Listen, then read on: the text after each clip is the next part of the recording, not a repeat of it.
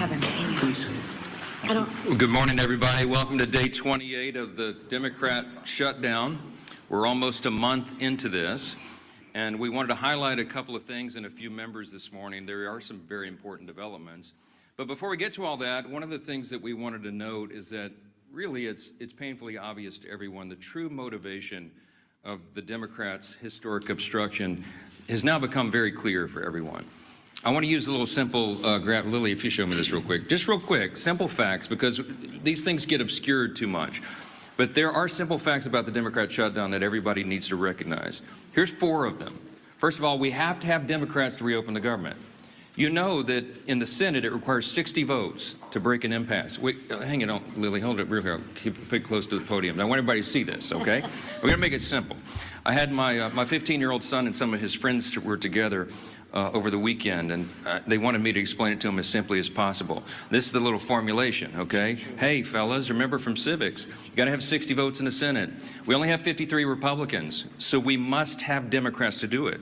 The Democrats are out trying to claim that this is all on Republicans because we control the government. We don't control the Senate without 60 votes, so you have to have them. Now, they've voted 13 times, those Senate Democrats, counting the House and the Senate together, they voted 13 times to keep the government closed.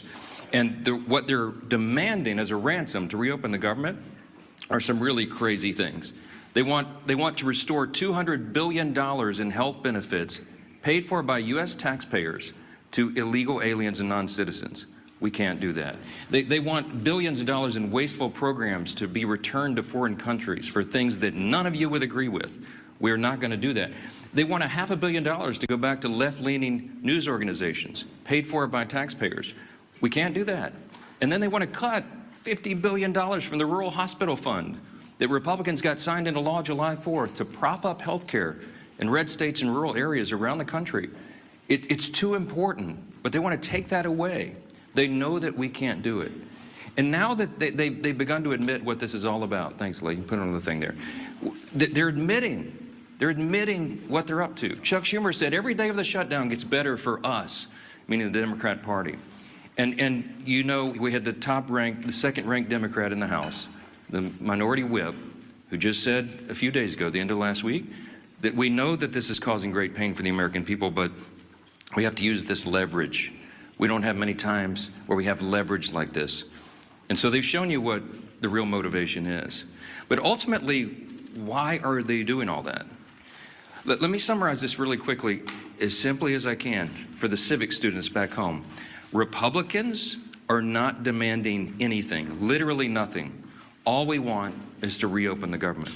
The Democrats are demanding all those things I just showed you on the chart, plus a lot more. When I say they want to send money to foreign countries, this is some of the things that they would propose that we spend money on again. They're demanding, this is a ransom to reopen the government.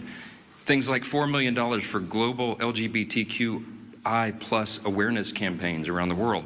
$4 million for the LGBTQI plus democracy grants in the Balkans. They want $2 million for feminist democratic principles projects in Africa. We're not doing that.